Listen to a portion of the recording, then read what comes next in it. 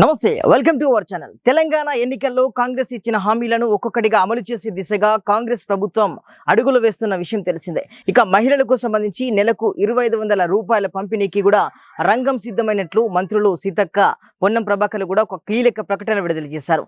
ఆ పథకం ఎవరికి అందనున్నదని కూడా ఆ యొక్క విషయాలను కూడా వారు వివరించారు. ఇక కాంగ్రెస్ పార్టీ తెలంగాణలో అధికారంలోకి వచ్చిన తర్వాత ఎన్నికలు ప్రజలకు ఇచ్చిన హామీల విషయంగా అడుగులు వేస్తుంది. ఇక ప్రజలకు ఇచ్చిన హామీల్లో భాగంగా అన్నింటినీ ఒక్కొక్కటిగా కూడా అమలు చేస్తూ వస్తున్నామని కూడా ముఖ్యమంత్రి రేవంత్ రెడ్డి ఇప్పటికే ప్రకటించారు. అందులో భాగంగానే ఇప్పటికీ పలు పథకాలను కూడా అమలు చేస్తున్నాయి ఒక ప్రభుత్వం. ఇక లోక్సభ ఎన్నికల కోడ్ ముగిసిన సందర్భంగా మరికొన్ని హామీలను అమలు చేసే దిశగానైతే కసరత్తును ప్రారంభించినట్లు కూడా మంత్రి పొన్నం ప్రభాకర్ అయితే తెలియజేశారు.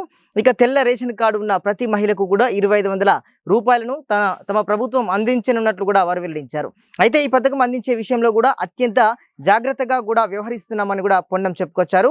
ఇటు మంత్రి సీతక్క మీడియాతో కూడా మాట్లాడారు. కుటుంబంలో ఎటువంటి పెన్షన్లు పొందని మహిళలకు మాత్రమే ఈ పథకాన్ని వర్తింపజేయనున్నట్లు కూడా వారు చెప్పుకొచ్చారు.